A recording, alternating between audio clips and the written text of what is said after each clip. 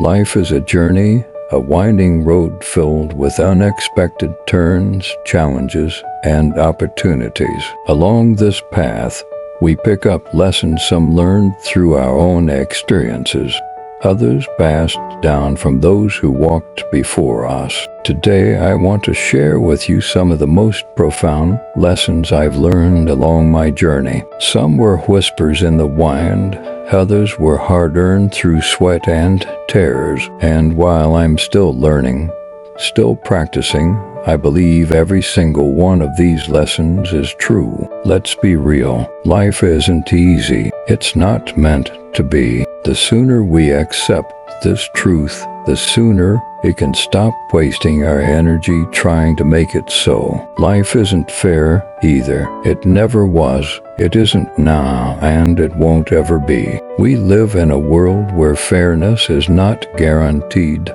and that's okay. What we must avoid at all costs is falling into the entitlement trap, the belief that the world owes us something. It doesn't. We are not victims. And once we realize this, we can free ourselves to move forward, to get over it, and get on with it. So the question we need to ask ourselves is this: what does success mean to us? What does it mean to you? Is it about having more money? That's perfectly fine. There's nothing wrong with that. Or maybe success for you means a healthy family, a happy marriage, or a life devoted to helping others. Perhaps it's about being famous, spiritually sound, or simply leaving the world a little better than you found it. Whatever your definition of success is, I want you to remember one thing.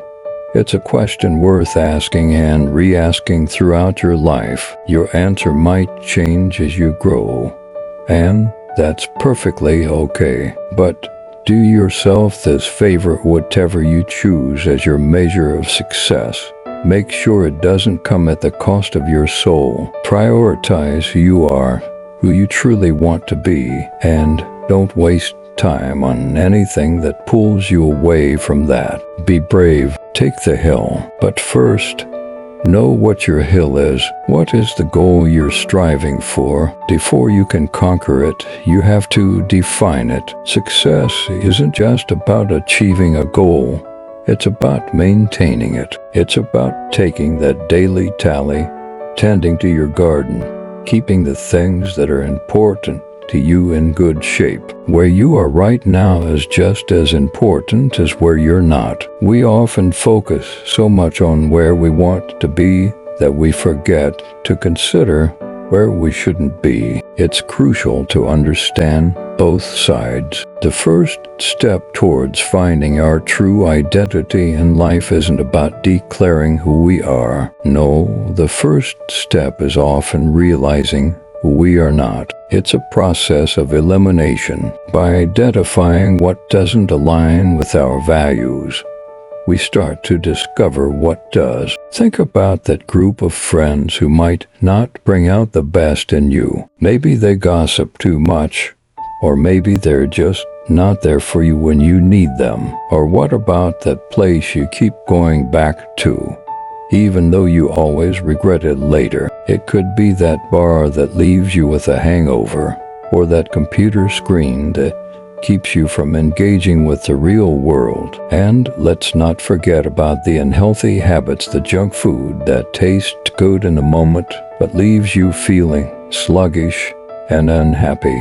These people, these places, these things, they're holding you back. They're stealing your time, your energy, your potential. So stop giving them your power. Put them down. Walk away. When you eliminate the things that aren't good for you, you'll find that your life naturally fills up with more of the things that are. You'll start spending more time in places that uplift you, with people who support you, doing things that bring you joy. Why? Because you've cleared out the clutter. You've removed the distractions that were keeping you from your true identity. Too many options can be overwhelming. Trust me, Too many options can make a tyrant of us all. So simplify, cut out the excess, reduce the wasted time. When you do this, you'll find, almost by accident, that you've uncovered what truly matters to you. Knowing who we are is hard.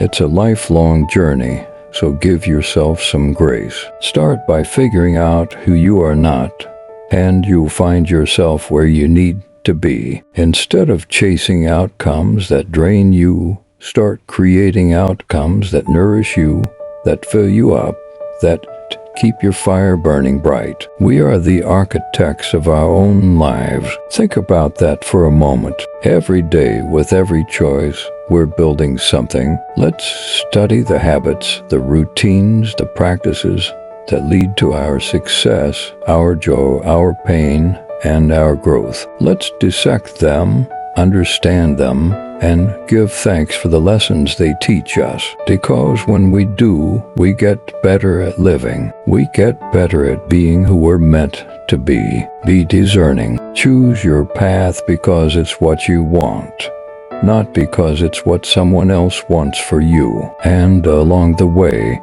yes, you'll make mistakes. We all do. Own them, learn from them, make amends if needed, and then let them go. Don't let guilt and regret anchor you to the past. They have stolen too many dreams, cut too many lives short. Turn the page. Get off the ride that's not taking you where you want to go. Remember, you are the author of your life. Every day's a new page, a fresh start. What will you write today?